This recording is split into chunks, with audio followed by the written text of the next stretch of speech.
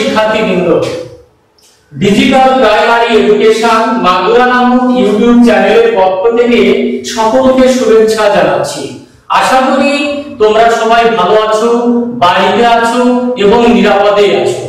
তোমরা যারা পঞ্চম শ্রেণীর শিক্ষার্থী আছো তাদের জন্য বলছি, আজ আমি বাংলা বিষয়ে 2 তীরের কবিতাটি পাঠ নিয়ে আসছি।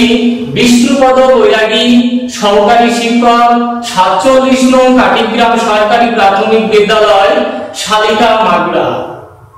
সুপ্রিয় শিক্ষার্থীবৃন্দ, গত পাঠে আমরা জেনেছি ভাবুক ছেলেটি সম্পর্কে। আজ আমরা জানবো 2 তীরের কবিতার সম্পর্কে। তো শিক্ষার্থী বন্ধুরা, তোমাদের ছবি দেখতে ভালো লাগে তাই না? নিশ্চয়ই ভালো লাগে, আমারও ছবি দেখতে ভালো লাগে। আসো আমরা কয়েকটি ছবি দেখি, খুব মনোযোগ সহকারে তোমরা এই ছবিগুলো দেখবে। এই ছবি থেকে তোমাদের আমি প্রশ্ন করব। দেখো তো বন্ধুরা, এখানে 2টি ছবি দেখা যাচ্ছে।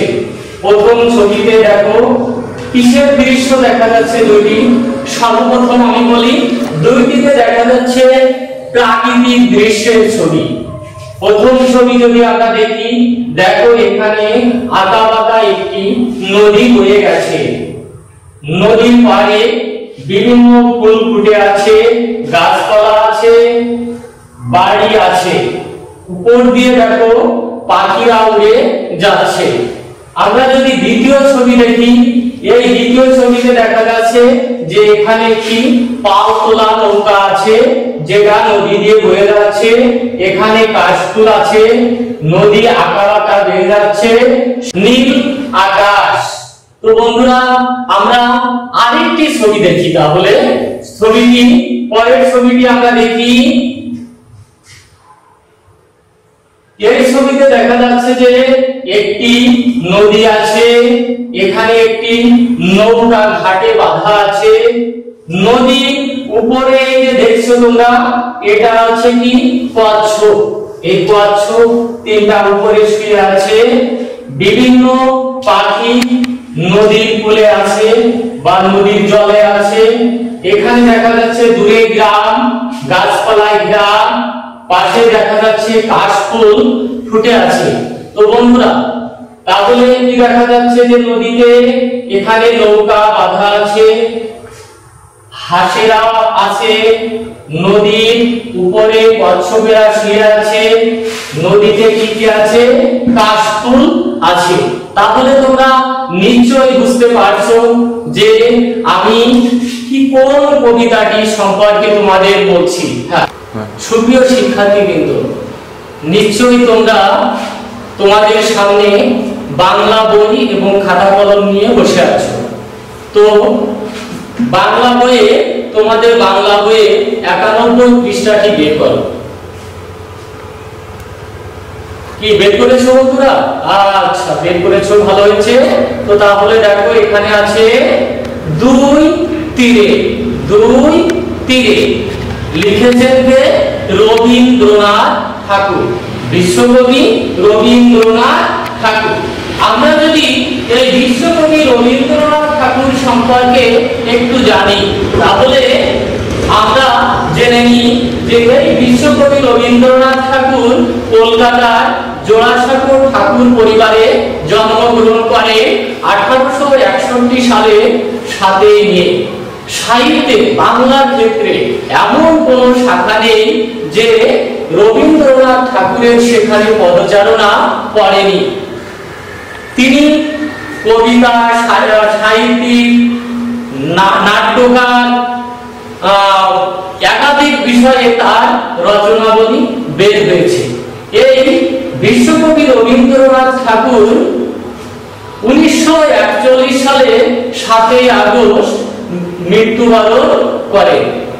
তো বন্ধুরা, তাহলে আমরা আমাদের যে পাঠ আজকে 2 তীরে, এই কবিতাটি আমরা পড়ব।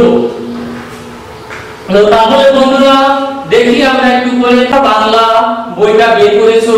আমি বলেছিলাম বাংলা বইয়ে 91 পৃষ্ঠাটি বের করতে। দেখো এখানে আছে কি? কবিতা 2 তীরে, লিখেছেন কে? রবীন্দ্রনাথ ঠাকুর।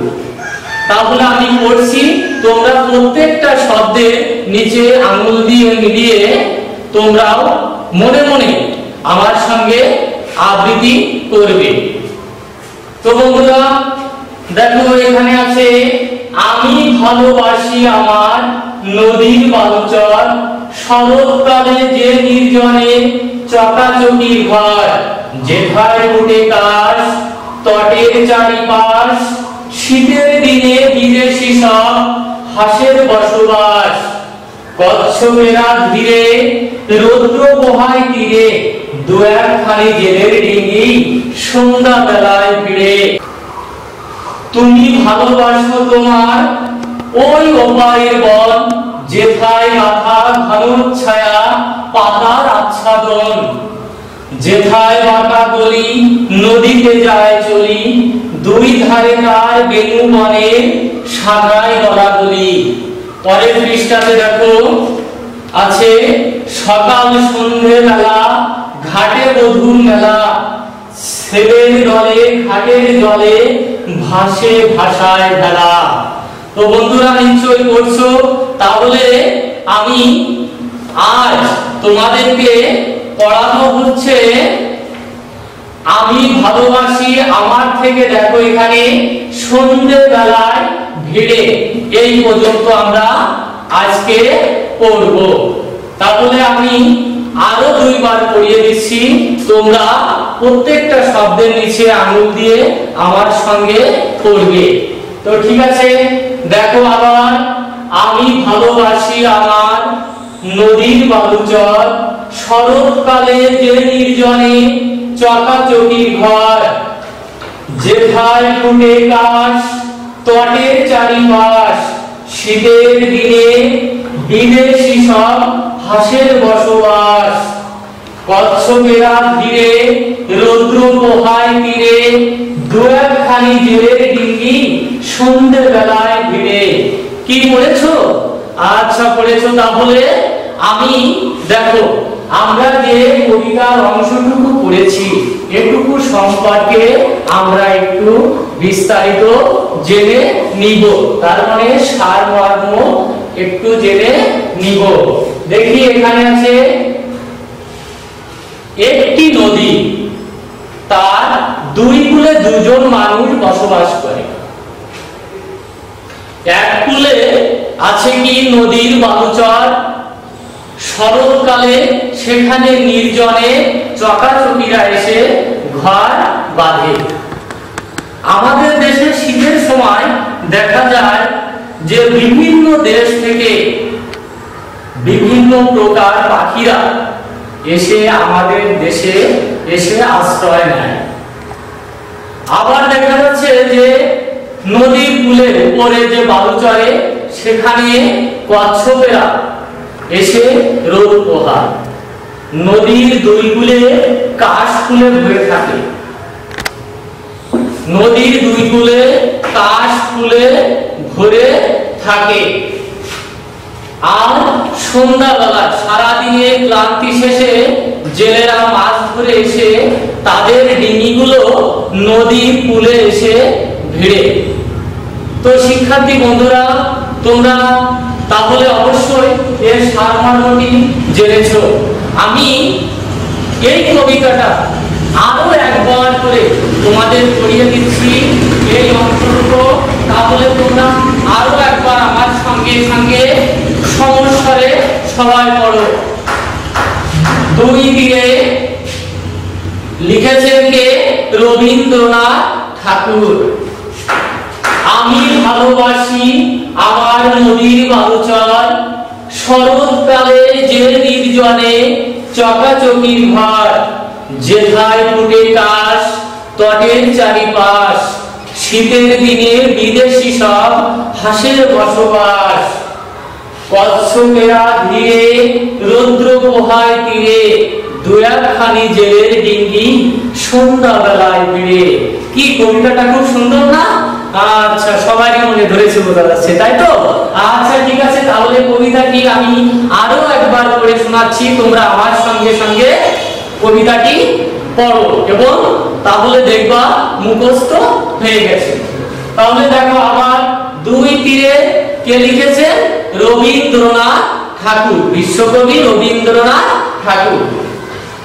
তাহলে পড়ো, আমি ভালোবাসি আমার নদীর বালুচর, শরৎকালে যে নির্জনে চকাচকির ঘর, যেথায় ফুটে কাশ তটের চারিপাশ, শীতের দিনে বিদেশি সব হাসের বসবাস, কচ্ছপেরা ধীরে রৌদ্র পোহায় তীরে, দু একখানি জেলের ডিঙ্গি সন্ধ্যা বেলায় ভিড়ে। তো তাহলে বন্ধুরা, আমরা যে আজ যে কবিতাটি পড়লাম, যে কবিতার অংশটুকু পড়লাম, তাহলে এই কবিতার অংশটুকু আমরা দেখব যে এখান থেকে আমাদের কিছু কিছু যে শব্দ আছে, আমাদের অজানা শব্দ, সেই শব্দের অর্থগুলো আমরা জেনে নিব। এখানে দেখছো যে কি শব্দ আছে? এখানে কি? নির্জনে, নির্জনে। তারপরে আছে কি? চকাচকি। তারপরে কি আছে? তট। তারপরে কি আছে? দেখো, ডিঙি। দেখো বন্ধুরা, যে এই যে চারটি শব্দ পড়লাম, এই চারটি শব্দ আমরা জেনে নিই। দেখো, আমরা প্রথমে কি বলেছি? নির্জন, নির্জন। এখানে আছে চকাচকি, তারপরে আছে তট, তারপরে কি আছে? ডিঙি। তো বন্ধুরা, তোমরা তো খাতা কলম অবশ্যই কাছে রাখছো। এবার খাতা কলমটা বের করে এই চারটি শব্দ লিখো। কি লিখেছো? আচ্ছা, ধন্যবাদ। তাহলে দেখো, এখানে কি আছে? নির্জন। নির্জন মানে কি? যেখানে মানুষ থাকে বা জনশূন্য স্থান। চকাচকি, চকাচকি তোমরা ছবিতে দেখছো যে কিছু হাঁস আছে, সেই হাঁস কিছু হাঁস জাতীয় পাখি। তারপরে দেখো কি আছে? তট। তট মানে কি? তট মানে যে নদীর যে আমরা যে দুই কূল আছে, সেই কূল বা তীর। তট মানে হচ্ছে তীর, নদীর তীর। তারপরে আছে কি? ডিঙি। ডিঙি দেখছো, তোমরা দেখছো যে নদীতে ছোট ছোট নৌকা কি বেয়ে চলে, এই ছোট ছোট নৌকাকে ডিঙি বলে। তার মানে ডিঙি হচ্ছে এক প্রকার ছোট নৌকা। তাহলে তোমরা লিখছো। এবার আমরা দেখি যে এই যে চারটি শব্দ আমি এখানে লিখছি, এই শব্দের অর্থগুলো তাহলে আমরা জেনে নিই। দেখি আমরা শব্দের অর্থগুলো তাহলে জেনে নিই। আমি বলেছিলাম যে নির্জন মানে কি? জনশূন্য স্থান। নির্জন মানে জনশূন্য স্থান। তারপরে কি বলেছিলাম? যে চকাচকি। চকাচকি মানে কি? হাঁস জাতীয় পাখি। চকাচকি শব্দের অর্থ হচ্ছে হাঁস জাতীয় পাখি। তারপরে দেখি আমরা, এখানে আছে কি? তট। তট মানে কি? নদী তীর বা নদী কূল। তট মানে নদী তীর। তারপরে দেখি আরেকটি শব্দের কথা বলেছিলাম, সেটা হচ্ছে কি? ডিঙি। ডিঙি অর্থাৎ হচ্ছে এক ধরনের নৌকা। ডিঙি অর্থ এক ধরনের নৌকা। কি লিখেছো তোমরা? আচ্ছা, লিখেছো। তাহলে আমরা দেখি, খাতা এবং কলম কাছে রাখছো। দেখো, এখানে আমি কি তোমাদের কিছু বাড়ির কাজ দিব।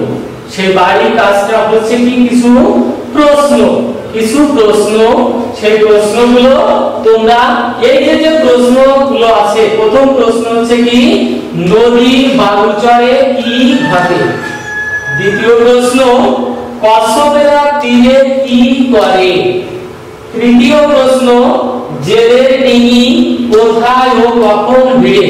তোমরা খাতা কলম নিয়ে এই তিনটি প্রশ্ন, এই তিনটি প্রশ্ন তোমরা খাতায় লিখে নাও। তাহলে এই তিনটি প্রশ্ন তোমাদের থাকবে বাড়ির কাজ। তোমরা বাড়িতে এই তিনটি প্রশ্নের উত্তরটা লিখবে। পরবর্তী পাঠে আমি এসে তোমাদের কি করব, এই তিনটি প্রশ্নের উত্তর দেখব এবং কমেন্ট বক্সে আমি এই তিনটি প্রশ্ন তোমাদের দেখব যে তোমরা উত্তরগুলো সঠিক দিয়েছো কিনা। ধন্যবাদ জানিয়ে আজকের পাঠ এখানে শেষ করলাম।